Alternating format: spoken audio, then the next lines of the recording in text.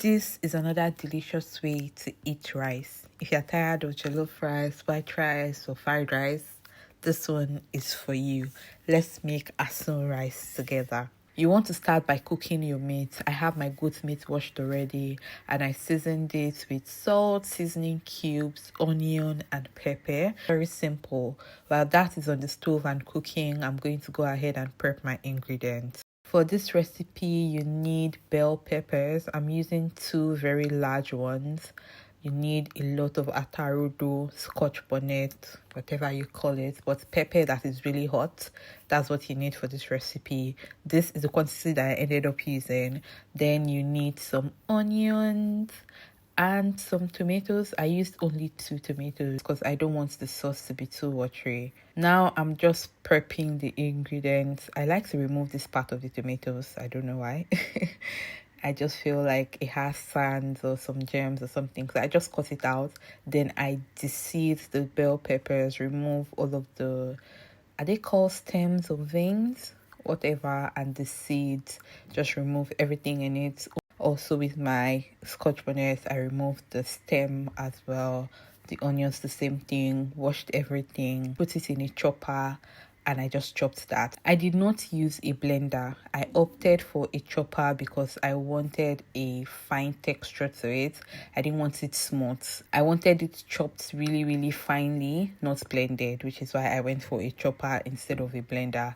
There's a difference, guys. There really is a difference. I like that texture in this recipe. If you don't like it, you can choose to blend.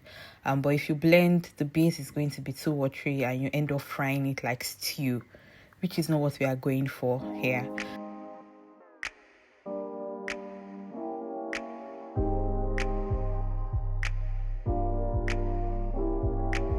This is me just being lazy, forcing everything to go into the chopper because I just wanted to chop it once. I didn't want to do batches, so I forced everything to go in once. Thankfully, it worked, but you don't have to do this if you don't want to. After I have prepped all of my ingredients, my goat meat is cooking. I decided to use the other side of my burner to parboil my rice. You can skip this parboiling part if you don't want to. You can just wash your rice and put it into the meat stock like I'm going to show you. But I like to parboil my rice first before cooking, which is what I'm doing. But I just cooked it for about 2 to 3 minutes, took it off the fire immediately, and by this time the goat meat was ready. Once the goat meat is done, I took that off the stove, then put a clean pot, dry pot on fire and sieved my meat stock into the clean pot. Then I added a bit of water, just a tiny bit, enough to cook the rice. I also added some salt for taste, then allowed that boil.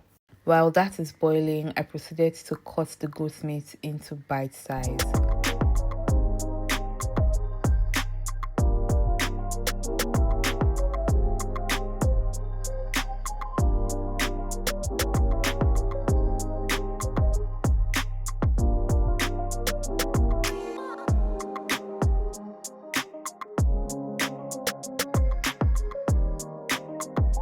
Back to the boiling pot, I added my parboiled rice, and as a last minute decision, I decided to add pepper soup mix to the rice.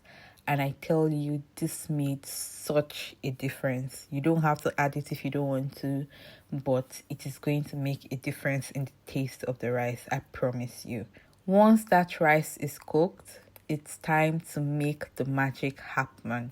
Into another pot, I added a little bit of oil, groundnut oil, and then I added my meat. I fried the meat until it was golden brown, and then I scooped that out of the pot. In the same oil, I went ahead to start making my base. I went in with my pepper mix that in, allow it to fry for a bit, then I seasoned. Very simple. I used curry, ginger, garlic, seasoning cube, and salt.